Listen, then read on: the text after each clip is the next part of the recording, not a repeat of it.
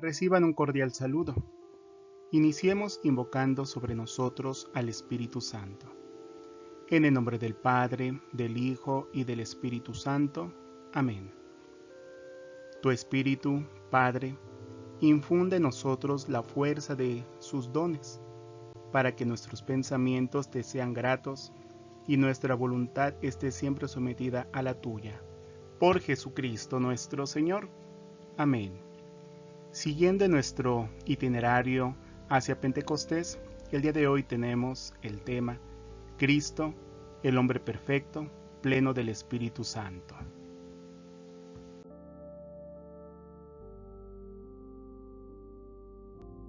Al recitar el credo, afirmamos nuestra fe en Dios Padre y en Dios Hijo, nuestro Señor Jesucristo. También confesamos la fe en el Espíritu Santo, que procede del Padre y del Hijo.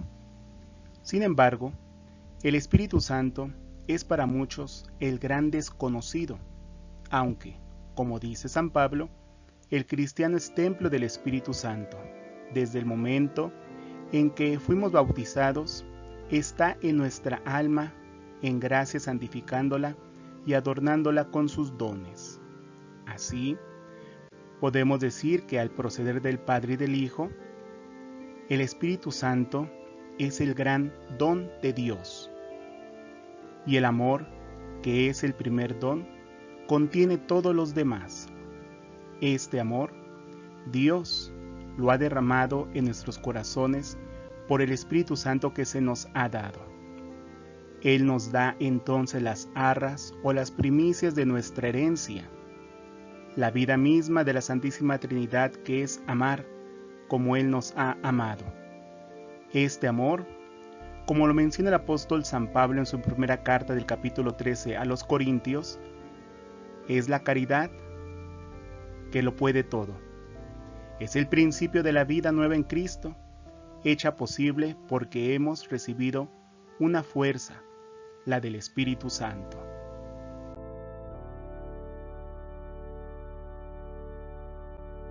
Este es el gran don, es decir, regalo de Dios Padre y de su Hijo Jesucristo, que al subir al cielo, como lo había prometido a los apóstoles en la última cena, se los envía diciéndoles: les conviene que yo me vaya, pues si no me voy, el Paráclito no vendrá a ustedes, pero si me voy se lo enviaré.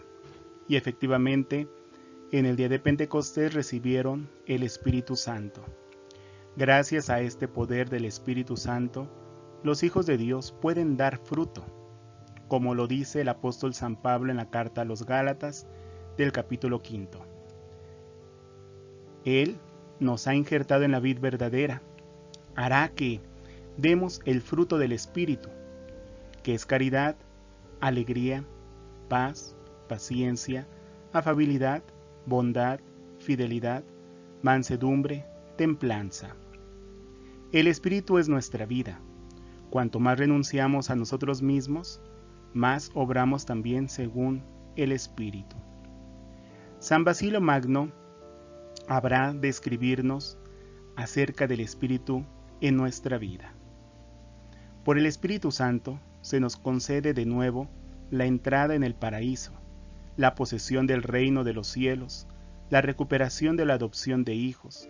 Se nos da la confianza de invocar a Dios como Padre, la participación de la gracia de Cristo, el poder llamarnos hijos de la luz, el compartir la gloria eterna.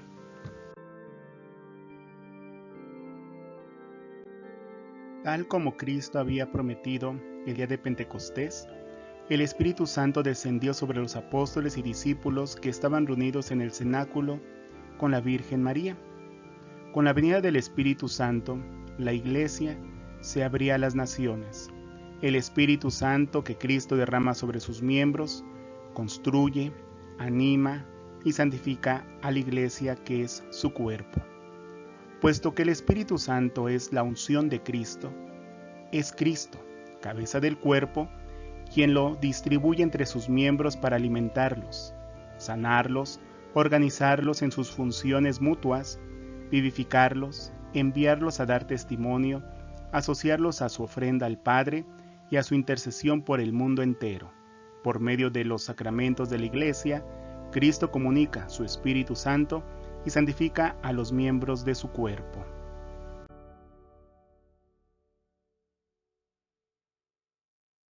El apóstol San Pablo llama a la Iglesia cuerpo místico de Cristo y la conformamos todos los bautizados por designio eterno de Dios, ya que fue preparada en la antigua alianza con la elección de Israel, signo de la reunión futura de todas las naciones.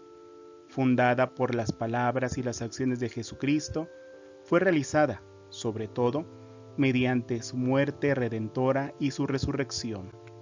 Más tarde, se manifestó como misterio de salvación mediante la efusión del Espíritu Santo en Pentecostés. Al final de los tiempos, alcanzará su consumación como asamblea celestial de todos los redimidos. Como la redención que Cristo había conseguido para nosotros tenía que llegar a todo el género humano, Jesucristo funda la Iglesia con la misión de continuar en la tierra el plan de salvación, su obra salvadora. La Iglesia, por tanto, no es invención humana, sino querida por Dios. El Concilio Vaticano II, en su Constitución dogmática sobre la Iglesia, llamada Lumen Gentium, en su primer número enseña: siendo Cristo, luz de las gentes, desea ardientemente iluminar a todos los hombres con la luz de Cristo, que resplandece sobre el rostro de la Iglesia, anunciando el Evangelio a todas las criaturas. Queda claro, pues, que la Iglesia depende enteramente de Cristo, como la luz de la luna depende del influjo del sol. La Iglesia, como madre y maestra, nos cuida con los sacramentos y con la doctrina de Jesucristo, conduciéndonos hacia el cielo.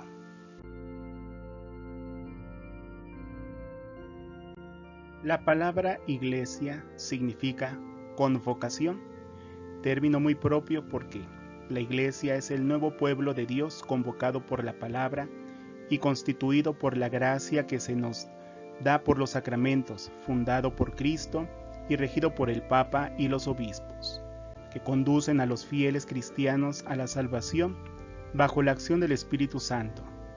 En la Sagrada Escritura encontramos otras expresiones que equivalen al término iglesia, como reino de Dios, nuevo pueblo de Dios, cuerpo de Cristo. Entramos a formar parte de la iglesia el día de nuestro bautismo, que nos hace discípulos de Cristo, como aquellos que seguían al Señor Jesús.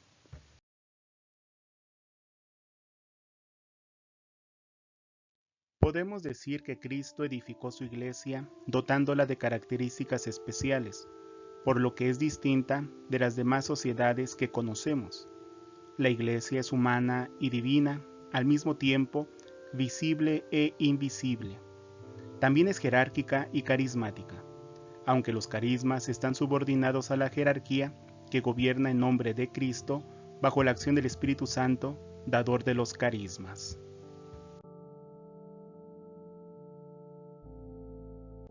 Como ya sabemos, el apóstol San Pablo compara la iglesia con el cuerpo humano, que es uno solo con miembros diferentes.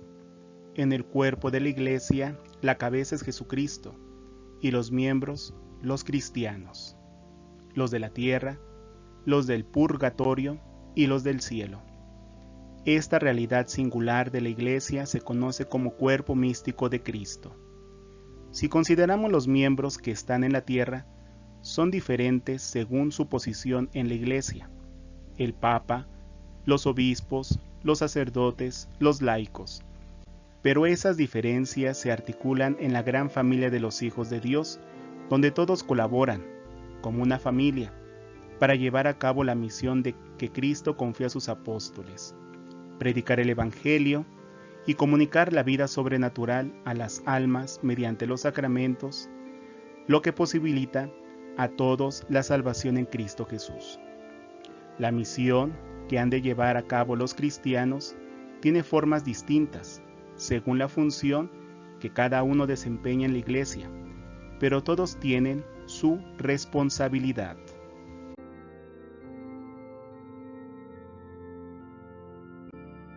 En cierta ocasión, un anciano, después de 80 años de vivir en el paganismo, encontró la luz de la fe, se convirtió y recibió el Espíritu Santo. 2 años después cayó gravemente enfermo. Todos se dieron cuenta de que le había llegado el momento de la muerte. Alguien le preguntó cuántos años tenía y respondió: «Solo puedo contar con 2 años de vida». Nadie encontraba explicación a esta respuesta, pero el anciano añadió: «No es cosa difícil de entender, pues comencé a vivir al recibir el bautismo. Mi vida anterior es como si no existiera».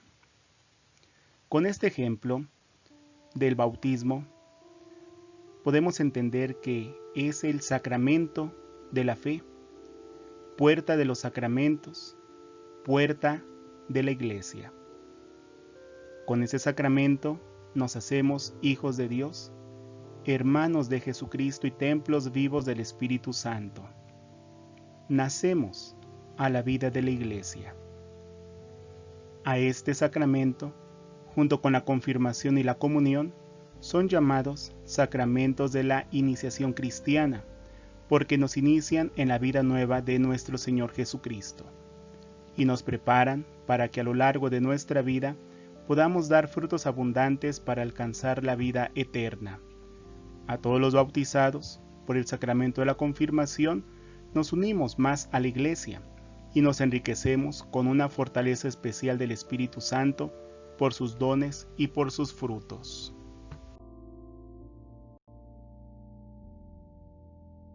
Al recibir el Espíritu Santo en el sacramento de la confirmación, se nos da la fuerza de su gracia para actuar y ser testigos fieles y valientes de Cristo. Así nos lo hace saber el libro de los Hechos de los Apóstoles. El día de Pentecostés, los discípulos tenían miedo. Ahora predican la palabra de Dios con valentía.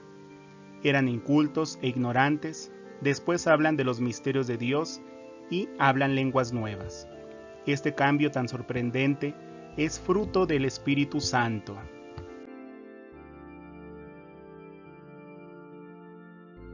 Nosotros en el bautismo recibimos el Espíritu Santo junto con la gracia, pero el Señor quiso instituir el sacramento de la confirmación para la plenitud de la gracia bautismal.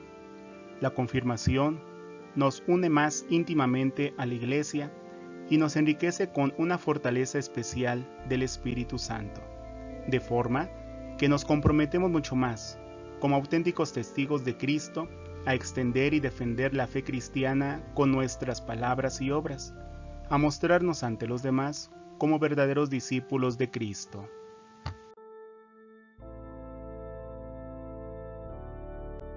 Con el bautismo empieza nuestra nueva vida en Cristo como hermanos suyos que nos convertimos e hijos de su Padre Celestial. Pero necesitamos la fuerza necesaria que nuestra vida requiere para no solamente cumplir, sino vivir los mandamientos, vivir en coherencia con nuestra fe y vivir la vocación que recibimos de ser cristianos. Por eso, el Padre Eterno y su Hijo Jesucristo nos enviaron al Espíritu Santo para que, como dice San León Magno, reconoce, cristiano, tu dignidad, y una vez que has sido hecho partícipe de la naturaleza divina, no quieras volver a tu antigua miseria con una conducta degenerada. No olvides de qué cabeza y de qué cuerpo eres miembro. Acuérdate de que, arrancado del poder de las tinieblas, has sido trasladado al esplendoroso reino de Dios. Así, queridos amigos, llegamos al final de esta cuarta cápsula de preparación para Pentecostés. Al prepararnos para su gran fiesta, hemos de pedir al Espíritu Santo que nos ayude a entender su misteriosa acción en la Iglesia y en nuestra propia vida. Terminemos invocándolo. Ven, Espíritu Santo, llena los corazones de tus fieles y enciende en ellos el fuego de tu amor. Envía, Señor, tu Espíritu y renueva la faz de la tierra. Que todos tengan un bendecido día. Saludos.